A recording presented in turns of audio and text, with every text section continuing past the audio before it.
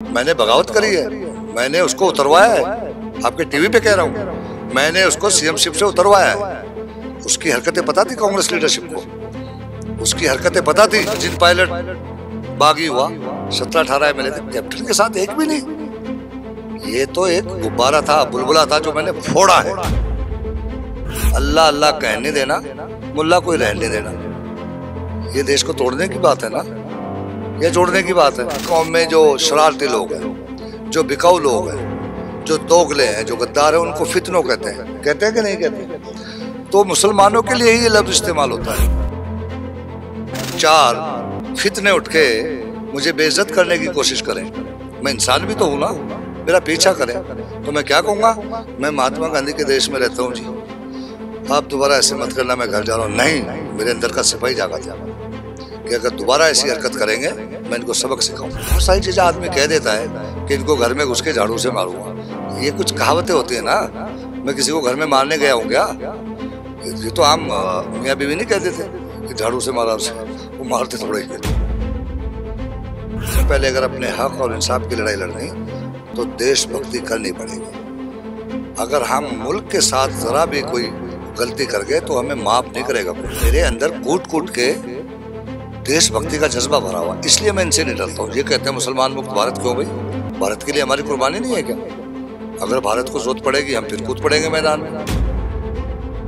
तो हमसे सबक लेना चाहिए कि वो अपनी किताब की बेअदबी करने वालों को माफ नहीं करेंगे। इस बहाव में किताब वो मैं कह गया, मैं जाहिल नहीं हूँ, मैं उनके सम्मान करता हूँ। जब बाद में मुझे किसी ने याद दिलाया, मैंने चौड़ा करके सीना कहा, मैं माफी मांगता हूँ अपने सिख भाइयों से। डीजी लगाना ना लगाना है सीएम का प्रेरोगेटिव होता है।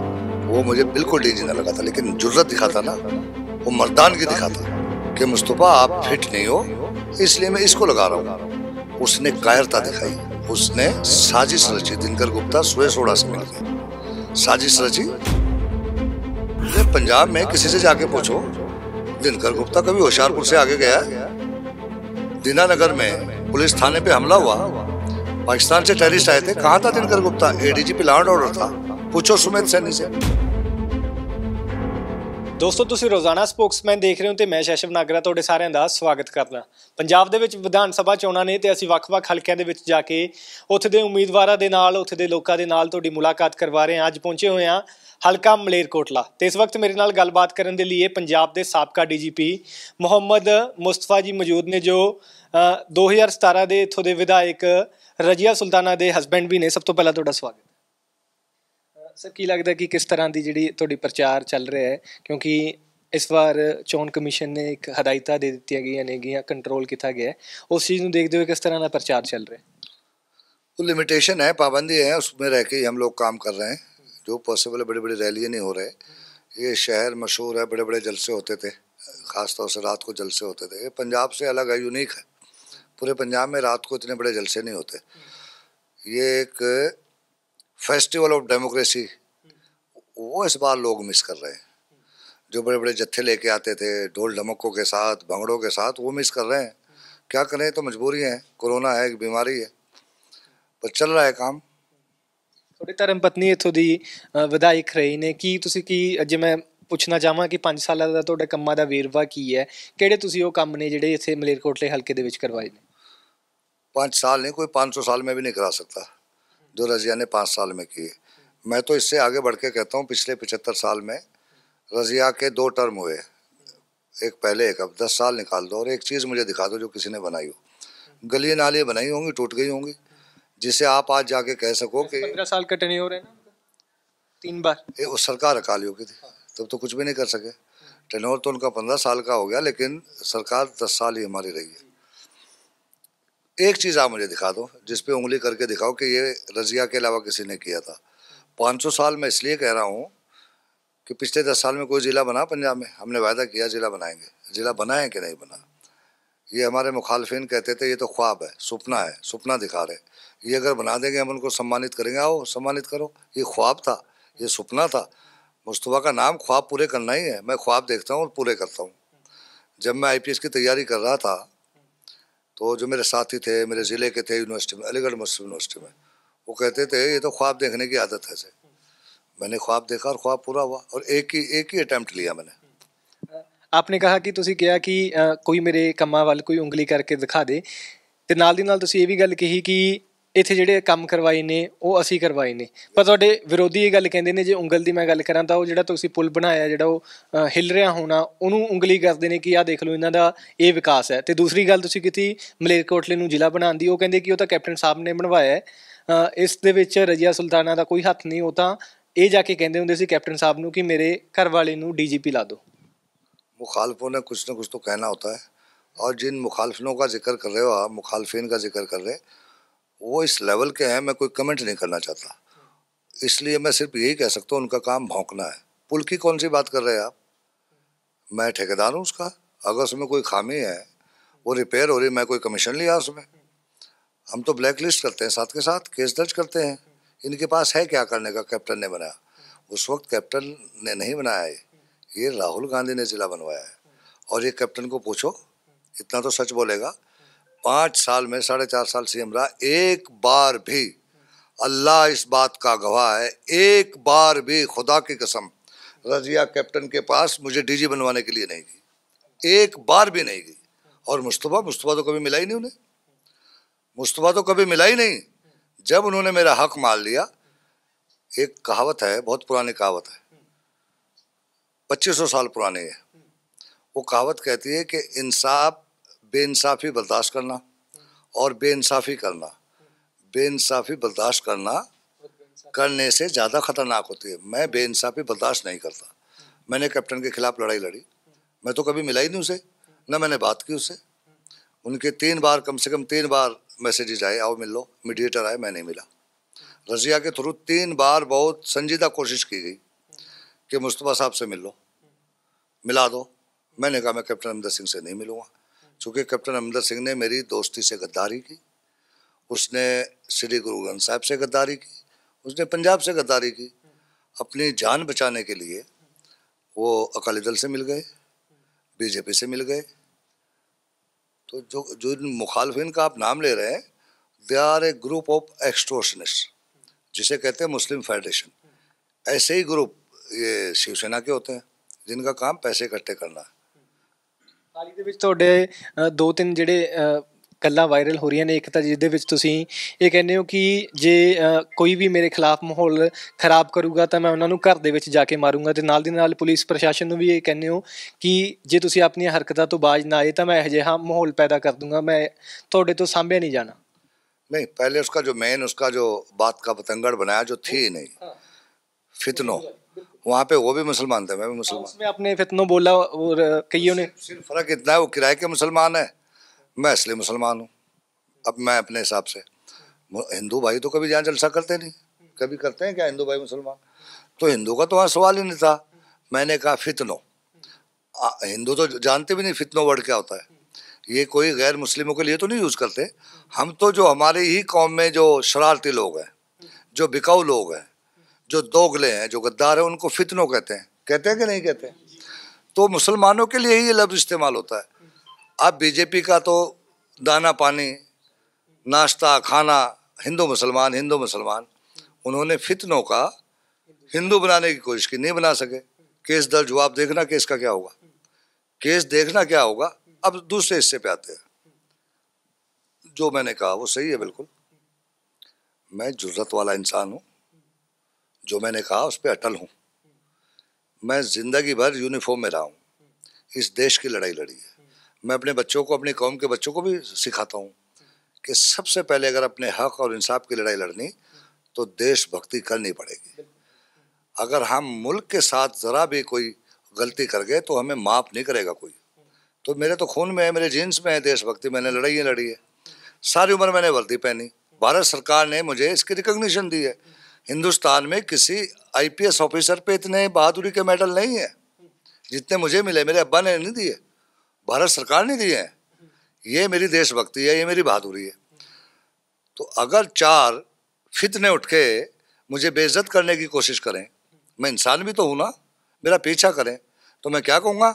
मैं महात्मा गांधी के देश में रहता हूँ जी, आप दोबारा ऐसे मत करना, मैं घर जा रहा हूँ। नहीं, मेरे अंदर का सिपाही जागा था कि अगर दोबारा ऐसी हरकत करेंगे मैं इनको सबक सिखाऊंगा। ये मैंने किया था। साथ में आपने वो पुलिस प्रशासन वाली बात भी, पुलिस प्रशासन की गलती थी उसमें, क्यों इजाजत दी उन्होंने वहां पे? मुझे तो पता ही नहीं था कि 2 जलसे हो रहे हैं। मैं तो किसी के घर चाय पीने गया था, उधर वो कांग्रेसी लड़के इकट्ठे हुए। दूसरी तरफ से कोई नारेबाजी हो रही थी। दे चेस्ड मी, मैं तो उधर जा रहा था किसी के घर चाय पी के नारे। They chased me, they try to humiliate me, मैं यस दे प्रोवोक्ड मी। अब एज ए इंसान मैंने वो रिएक्शन दिया। पुलिस प्रशासन को मैंने वार्निंग दी कि अगर दोबारा ऐसी हरकत, मैं बार बार इस पे जोर दे रहा हूँ, अगर दोबारा ऐसे हुआ, इसका मतलब कुछ हुआ ना, जिससे मैं जज्बात, इमोशनल आउटबर्स्ट जिसे कहते हैं, गुस्से का इजहार। अब इसके दूसरे पोर्शन पे आता हूँ। इलेक्शन कमीशन ने मुझे पूछा, इसका जवाब आपको तो पता ही नहीं। मैंने कहा मैंने ये किया, लेकिन इस कंटेक्स्ट में किया, मेरे साथ ये हुआ था, इसलिए मैं गुस्से पे काबू नहीं रख सका। इसको मैं रिग्रेट करता हूँ, आज भी रिग्रेट करता हूँ। लेकिन एक इंसान भी तो हूँ ना मैं कोई मशीन थोड़ा ही हूँ कि ऑन ऑफ कर दोगे आप कहते हो। यस, ये तो मैंने इलेक्शन कमीशन को कहा कि मुझे अफसोस है, मुझे शायद ज़्यादा रेस्ट्रेंट करना चाहिए था मुझे। अब बहुत सारी चीज़ें आदमी कह देता है कि इनको घर में घुस के झाड़ू से मारूंगा, ये कुछ कहावतें होती है ना। मैं किसी को घर में मारने गया हूँ क्या? ये तो आम मियाँ बीवी नहीं कहते थे कि झाड़ू से मारा उसे, वो मारते थोड़ा ही। ਤੇ ਨਾਲ ਦੀ ਨਾਲ ਇੱਕ ਹੋਰ ਸਵਾਲ ਇੱਥੇ ਬਣਦਾ ਹੈ ਕਿ ਜਦੋਂ ਅਸੀਂ ਲੋਕਾਂ ਦੇ ਵਿੱਚ ਜਾਂਦੇ ਹਾਂ ਤਾਂ ਲੋਕ ਸਾਨੂੰ ਸਰਵੇ ਕਰਦੇ ਆ, ਤਾਂ ਲੋਕਾਂ ਨੇ ਇਹ ਵੀ ਕਿਹਾ ਕਿ ਇਦਾਂ ਲੱਗਦਾ ਕਿ ਜਿੱਦਾਂ ਕਾਂਗਰਸ ਦੀ ਇਲੈਕਸ਼ਨ ਹੈ ਜਿਹੜੀ ਉਹ ਮੁਸਤਫਾ ਸਾਹਿਬ ਲੜ ਰਹੇ ਹੋਣ, ਨਾ ਕਿ ਰਜ਼ੀਆ सुल्ताना। तो इसमें बुराई क्या है? इसमें बुराई क्या है? अगर कांग्रेस की इलेक्शन, रजिया मेरी बीवी है, अगर मैं लड़ रहा हूँ, मैं नौकरी में तो नहीं हूँ, मेरे ऊपर कोई पाबंदी तो नहीं। लेकिन एक चीज़ देखी आपने, मेरे गले में कोई कांग्रेस का पट्टा देखा? मैं कांग्रेस का मेंबर नहीं हूँ। मैं तो सच बताता हूँ कि अमन के लिए वोट दो, इंसाफ के लिए वोट दो। इस शहर में 5 साल अकाली सरकार रही हमारे से पहले। इस शहर में पता क्या नारे लगते थे? अल्लाह अल्लाह कह नहीं देना, मुल्ला कोई रह नहीं देना। ये देश को तोड़ने की बात है ना, या जोड़ने की बात है? मैं कहता हूँ नहीं, ये देश सब कौमों का देश है, सब कौमें मिल के रहेंगी। किनकी तरफ से लगाए जाते थे? शिवसेना वाले, ये जो खाकी सोच वाले हैं, जो हिंदुत्ववादी हैं, जिनके बारे में कांग्रेस पार्टी के लीडर राहुल गांधी हमेशा बात करते हैं। हिंदू भाईचारा तो मेरे साथ है। जो हिंदुत्ववादी हैं, कौन है हिंदुत्ववादी? गोडसे की सोच को फॉलो करने वाले, महात्मा गांधी के कातिल। मैं और राहुल गांधी तो हम महात्मा गांधी के फॉलोवर हैं। क्यों क्यों कत्ल हुआ था महात्मा गांधी का? कि उसने इस चीज़ की मुखालफत की थी कि मुसलमानों का कत्लेआम दिल्ली में क्यों हो रहा है, कलकत्ता में क्यों हो रहा, ये उसका कसूर था। हिंदुत्ववादियों को ये बर्दाश्त नहीं हुआ। ये धर्म संसद हुई 1 महीना पहले हरिद्वार में, कौन थे वो जिन्होंने तकरीरें की है कि मुसलमान मुक्त भारत चाहिए? उन्हें कोई अकलियत यहाँ बर्दाश्त नहीं। अगर सिख अपने हक की बात करे खालिस्तानी, मुसलमान अपने हक की बात करे पाकिस्तानी। मेरा मुकाबला तो करके देखो देशभक्ति में। मैंने तो लड़ाइयाँ लड़ी, पाकिस्तान के बॉर्डर पे लड़ी 8 जिलों में। ये लोग तो 5 बजे के बाद घर से नहीं निकलते थे। तो इसलिए मैं इनसे नहीं डरता हूँ कि मेरे अंदर कूट कूट के देशभक्ति का जज्बा भरा हुआ, इसलिए मैं इनसे नहीं डरता हूँ। ये कहते हैं मुसलमान मुक्त भारत, क्यों भाई? भारत के लिए हमारी कुर्बानी नहीं है क्या? अगर भारत को जरूरत पड़ेगी हम फिर कूद पड़ेंगे मैदान में। इस किस्म के लोग हैं। सो इससे अलावा अगर मैं बात करूं, आपको सिख संगतों से माफ़ी भी ਮੰਗਣੀ ਪੜੀ ਹੈ, ਉਹਨਾਂ ਤੋਂ ਤੁਹਾਨੂੰ ਮਾफ़ੀ ਵੀ ਮੰਗਣੀ ਪਈ ਹੈ ਕਿਉਂਕਿ ਤੁਹਾਡਾ ਪਿੱਛੇ ਜੇ ਇੱਕ ਗੁਰੂ ਗ੍ਰੰਥ ਸਾਹਿਬ ਨੂੰ ਲੈ ਕੇ ਕੋਈ ਬਿਆਨ ਸੀ ਜਿਹੜਾ ਉਹ ਵੀ ਵਾਇਰਲ ਹੋਇਆ ਸੀ, ਜਿਸ ਤੋਂ ਬਾਅਦ ਉਹ ਵੀ ਸਾਫ਼ ਕਰੋ कि वो घटना की सी। मुझे इस बात पे फ़ख्र है कि मैंने माफ़ी मांगी। जो जुर्रत वाले आदमी होते ना, अगर उनसे कोई गलती हो जाए वो माफ़ी मांगते हैं। सिख कौम का मैं बहुत अदब करता हूँ, सम्मान करता हूँ। पूरी दुनिया का सिख जानता है मैं सिख कौम का दीवाना हूँ। हिंदुस्तान में 2.25% हैं। कानून वापस करा के आए कि नहीं? बहुत जुर्रत वाले, मार्शल, देश के लिए कुर्बानी देने वाले, देश के लिए शहादतें देने वाले। लेकिन वो कोई शरारत नहीं थी मेरी तरफ से। मैं जानता हूँ कि हमारे लिए हमारा धर्म ग्रंथ कुरान शरीफ एक किताब है, पाक किताब है, अल्लाह मियाँ की किताब है। उनके लिए किताब नहीं है, मुझे पता है। उनके लिए गुरु हैं, लिविंग गुरु हैं। श्री गुरु ग्रंथ साहब हर सिख भाई के लिए गुरु हैं, मुझे पता है। मैं जहालत में नहीं हूँ। लेकिन एक बहाव में वो बात हुई। बहाव क्या था? मैं कुरान शरीफ की बात कर रहा था। मैं बात कर रहा था कि अल्लाह की किताब की बेअदबी करने वालों को हम माफ़ नहीं करेंगे। इससे आगे मैं बढ़ता हूँ कि हमें सिख कौम से सबक लेना चाहिए। बहाव चल रहा है ना, कंटिन्यूटी। हमें सिख कौम से सबक लेना चाहिए कि वो अपनी किताब की बेअदबी करने वालों को माफ़ नहीं करेंगे। इस बहाव में किताब वो मैं कह गया। मैं जाहिल नहीं हूँ, मैं उनके सम्मान करता हूँ। जब बाद में मुझे किसी ने याद दिलाया, मैंने चौड़ा करके सीना कहा, मैं माफ़ी मांगता हूँ अपने सिख भाइयों से, सिख कौम से, पर मेरा वो मतलब नहीं था, दुर्भावना नहीं थी मेरी। तो मुझे फ़ख्र है इस बात पे। ये जो अच्छे सिख भाई हैं उन्होंने अप्रिशिएट किया ऐसे कि जुर्रत वाला आदमी, माफ़ी कौन मांगता है? जुर्रत वाला आदमी मांगता है। कायर तो बहाने बुलाएगा ना, मैं कायर नहीं हूँ। ਹਾਲਾਂਕਿ ਇਹ ਗੱਲ ਪੁਰਾਣੀ ਹੋ ਗਈ, ਪਰ ਆਪਣੀ ਮੁਲਾਕਾਤ ਨਹੀਂ ਹੋਈ। ਮੈਂ ਤੁਹਾਡੇ ਤੋਂ ਇਹ ਸਵਾਲ ਨਹੀਂ ਪੁੱਛ ਸਕਿਆ, ਜਦੋਂ ਤੁਹਾਨੂੰ ਨਵਜੋਤ ਸਿੰਘ ਸਿੱਧੂ ਸਲਾਹਕਾਰ ਲਾਉਣ ਦੇ ਲਈ ਆਏ ਸੀ, ਉਸ ਤੋਂ ਬਾਅਦ ਤੁਸੀਂ ਇੱਕ ਵਾਰ ਮਨਾ ਕਰਤਾ ਸੀ, ਉਹ ਕਿਉਂ ਸੀਗਾ? चूँकि मैं भीड़ का हिस्सा नहीं बनना चाहता, मुझे पूछा नहीं गया। 4 सलाहकारों की लिस्ट निकाली, मुझे भी उसमें डाल दिया। मुस्तफ़ा भीड़ नहीं है, मुस्तफ़ा एक ही है। उसके बाद मैं शुक्रगुजार हूँ नवजोत सिंह सिद्धू का। मेरी कोई उनसे बात नहीं हुई। वो घर आए, मेरे घर आके उन्होंने 2 घंटे लगाए। मैं तब भी तैयार नहीं था। उन्होंने कन्विंस किया, मेरी वाइफ को कन्विंस किया, फिर मैं ना नहीं कर सका। तो फिर अब chief principal strategic adviser to PCC president and coordinator with AICC, एक मुझे लगा सम्मानजनक है। मेरा एक कद है, मैं कोई ओहदे नहीं ढूंढता फिरता, इसलिए मैंने मना किया था कि मैं भीड़ का हिस्सा नहीं बनूंगा किसी। इसलिए ਤੁਸੀਂ ਉਹ ਮਨਾ ਕੀਤਾ ਗਿਆ। बिल्कुल। ਕੈਪਟਨ ਸਾਹਿਬ ਦੇ ਨਾਲ ਕੀ ਨਾਰਾਜ਼ਗੀ ਸੀ ਕਿ ਡੀਜੀਪੀ ਨਹੀਂ ਲਾਇਆ ਗਿਆ, ਜਿਹੜਾ ਤੁਹਾਡਾ ਹੱਕ ਤੁਹਾਡੇ ਤੋਂ ਮਾਰਿਆ ਗਿਆ ਹੈ, ਜਾਂ ਫਿਰ ਉਹਨਾਂ ਦੀ ਜਿਹੜੀ ਸਟ੍ਰੈਟਜੀ ਨੂੰ ਲੈ ਕੇ, ਉਹਨਾਂ ਦੇ ਜਿਹੜੇ ਰਾਜਕਾਲ ਦੇ ਵਿੱਚ, ਉਹਨਾਂ ਦੇ ਜਿਹੜੇ ਉਸ ਦੌਰਾਨ ਜਿਹੜਾ ਉਹਨਾਂ ਨੇ ਸਾਰਾ ਕੁਝ ਕੀਤਾ, ਜੋ ਉਹਨਾਂ ਦੀਆਂ ਕੰਮਕਾਜ ਸੀ, ਉਹਨਾਂ ਤੋਂ ਵੀ ਨਾਰਾਜ਼ਗੀ ਸੀ? डीजी लगाना ना लगाना है सीएम का प्रेरोगेटिव होता है। वो मुझे बिल्कुल डीजी ना लगा था, लेकिन जुर्रत दिखाता ना, वो मर्दानगी दिखाता कि मुस्तफ़ा आप फिट नहीं हो, इसलिए मैं इसको लगा रहा हूँ। उसने कायरता दिखाई, उसने साजिश रची। दिनकर गुप्ता सुरेश अरोड़ा से मिलके साजिश रची। यूपीएससी में जो अफसरों ने वहाँ जाना था, चीफ सेक्रेटरी ने साजिश रच के जो पैनल बनना था उसमें से मुझे कटवाया गया, यानी कि मुझे ह्यूमिलेट किया गया कि मैं डीजी बनने लायक नहीं हूँ। उसको पता था कि मुस्तफ़ा अगर पैनल में आ गया तो राहुल गांधी इसको लगवाएगा, क्योंकि राहुल गांधी मेरी देशभक्ति जानता है, कांग्रेस पार्टी मेरी कुर्बानी जानती है, वो मुझे लगवाते। तो उसने साजिश रची इन लोगों से मिलके कि यूपीएससी से कटवाओ। यूपीएससी तो किसके कंट्रोल में है? यूपीएससी पूरे पंजाब में किसी से जाके पूछो, दिनकर गुप्ता कभी होशियारपुर से आगे गया है? दीनानगर में पुलिस थाने पे हमला हुआ, पाकिस्तान से टेररिस्ट आए थे, कहाँ था Dinkar Gupta? ADGP law and order था। पूछो सुमेध सैनी से, वो डीजी है। एडीजी लॉ एंड ऑर्डर को मौके पे होना चाहिए था, वो कंट्रोल रूम में बैठा था। दिनकर गुप्ता बहुत बड़ा कायर है, घर से बाहर न निकलने वाला। डीजी रहा हो 2.5 साल रहा, बताओ कितनी बार बाहर गया। अगर मुस्तफ़ा डीजी होता ना, डीजी का काम होता फील्ड में जाना, अपने फोर्स को मोटिवेट करना, कंप्यूटर पे खेलना नहीं। ये सारे डेस्क ऑफिसर्स हैं। इसलिए मैंने हर्ट फील किया कि इसने मुझे जलील किया कैप्टन ने।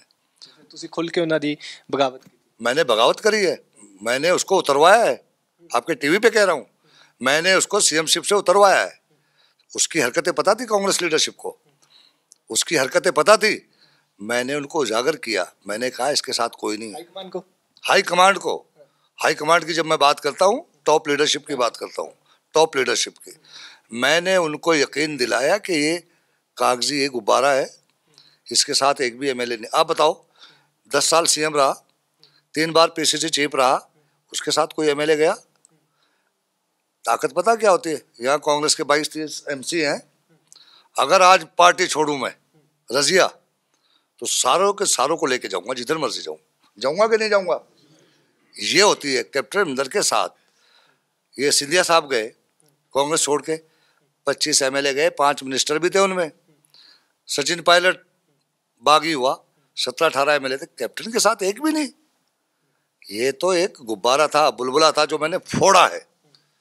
पहले पर नजदीकियां भी सी, बहुत 12 साल दोस्ती रही, हम तो बहुत क्लोज थे, कोई दिन नहीं जाता था हम बात नहीं करते। ਕਾਰਨ ਕੀ ਹੋਇਆ ਕਿ ਤੁਹਾਨੂੰ ਜਿਹੜਾ ਤੁਹਾਡੇ ਨਾਲ ਧੱਕਾ ਹੋਇਆ, ਤੁਸੀਂ ਕਹਿ ਰਹੇ ਹੋ ਕਿ ਮੈਨੂੰ ਡੀਜੀਪੀ ਨਹੀਂ ਲਗਾਇਆ ਗਿਆ, ਉਹਦਾ ਕਾਰਨ ਕੀ ਸੀਗੀ, ਕੀ ਮਜਬੂਰੀ ਰਹੀ होगी? कि पता नहीं मुझे राहुल गांधी ने, उन्होंने जब ये लग गया सब कुछ हो गया, उन्होंने मुझे बुलाया तो उन्होंने खुद जवाब दिया। उन्होंने मुझे पूछा क्यों इसने ऐसा किया। मैंने कहा कैप्टन ने मुझे कहा है कि राहुल गांधी ने आपके लिए मुझे बहुत बार कहा, हर बार जब भी मैं मिला ये कहा मुस्तफा को डीजी लगाना, इसलिए मैं नहीं लगा रहा हूँ कि राहुल गांधी का प्रेशर है। तो मैंने राहुल गांधी से पूछा मैं कभी आया आपके पास डीजी लगने?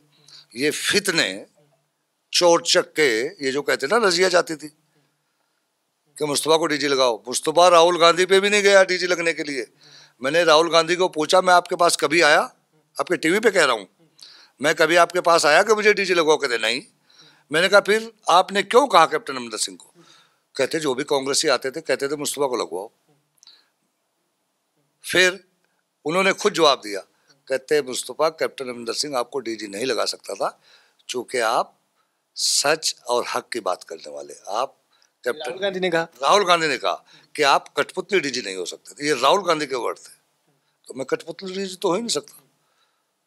आखिरी सवाल, कांग्रेस अपना जो सीएम का चेहरा जो अनाउंस करने जा रही है कांग्रेस की लगता है कि कौन होगा? ਤੁਸੀਂ ਕਿਹਨੂੰ ਵੋਟ ਕਰੋਗੇ, ਨਵਜੋਤ ਸਿੰਘ ਸਿੱਧੂ ਨੂੰ ਜਾਂ ਫਿਰ ਚਰਨਜੀਤ ਸਿੰਘ ਚੰਨੀ ਹੋਰਾਂ ਨੂੰ? मैं तो देखिए जो कांग्रेस हाईकमांड फैसला करेगा राहुल गांधी उसके साथ। ਫਿਰ ਵੀ ਜੇ ਤੁਹਾਡੀ राय ਮੰਗੀ ਜਾਂਦੀ है, मैं दे चुका हूँ उन्हें, जो मेरी राय थी मैं उनको दे चुका हूँ। बड़ी बेबाकी से दी है, बड़ी धड़ल्ले से दी है, लेकिन जो उसका फैसला जनता भी जाननी चाहती है।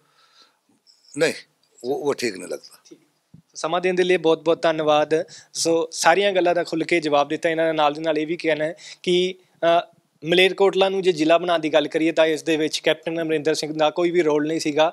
ਉਹ ਰਾਹੁਲ ਗਾਂਧੀ ਹੋਰਾਂ ਵੱਲੋਂ ਕਿੱਥੇ ਗਏ ਸੀ? ਬਾਕੀ ਹੋਰ ਸਵਾਲਾਂ ਦੇ ਵੀ ਬੇਬਾਕੀ ਦੇ ਨਾਲ ਜਵਾਬ ਦਿੱਤੇ। ਤੁਸੀਂ ਦੇਖ ਰਹੇ ਸੀ ਰੋਜ਼ਾਨਾ ਸਪੋਕਸਮੈਨ, ਕੈਮਰੇ ਦੇ ਪਿੱਛੇ ਮੇਰਾ ਸਾਥ ਦਿੱਤਾ ਖਾਸ ਤੌਰ 'ਤੇ ਮੇਰੇ ਸਹਿਯੋਗੀ ਮਲੇਰਕੋਟਲਾ ਤੋਂ ਪੱਤਰਕਾਰ ਇਮਰਾਨ ਖਾਨ ਨੇ। ਧੰਨਵਾਦ।